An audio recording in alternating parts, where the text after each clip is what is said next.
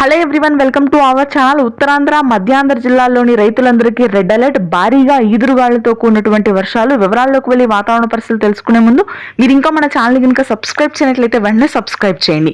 బంగాళాఖాతంలో, ముఖ్యంగా ఉత్తర బంగాళాఖాతంలో కేంద్రీకృతమైనటువంటి ఉపరితల ఆవర్తన ద్రోణి బంగ్లాదేశ్ మీదుగా మనకి తెలుగు రాష్ట్రాల్లోకి విస్తరించింది. ఈ ఉపరితల ఆవర్తన ద్రోణి ప్రభావంతో ఎన్నడూ లేని విధంగా ఈదురుగాలులు గంటకి 80 కిలోమీటర్ల వేగంతో వీయనున్నాయి. భారీ ఈదురుగాలుల ప్రభావానికి తీవ్ర పంట నష్టం వాటిల్లే అవకాశం ఉంది. ప్రాంతాల వారీగా చూసుకున్నట్లయితే గుంటూరు, కృష్ణా, తూర్పుగోదావరి, పశ్చిమ గోదావరి, ప్రకాశంలోని ఉత్తర ప్రాంతాలు, కొండేపి, సింగరాయకొండ, చీమకుర్తి, ఒంగోలు, గుంటూరు, రేపల్లె, నరసాపురం, నరసరావుపేట, చిలకలూరుపేట, తాడికొండ, విజయవాడ, ఉండవల్లి, మంగళగిరి, నీరుకొండ ప్రాంతాల్లో భారీ వర్షపాతం నమోదవుతుంది. విసన్నపేట, తిరువూరు, భీమవరం, రాజమండ్రి, ఏలూరు, కాకినాడ, ఐపోలవరం, బొబ్బిలి ప్రాంతాల వరకు కూడా భారీ వర్షాలు కురిసే అవకాశాలు ఉన్నాయి.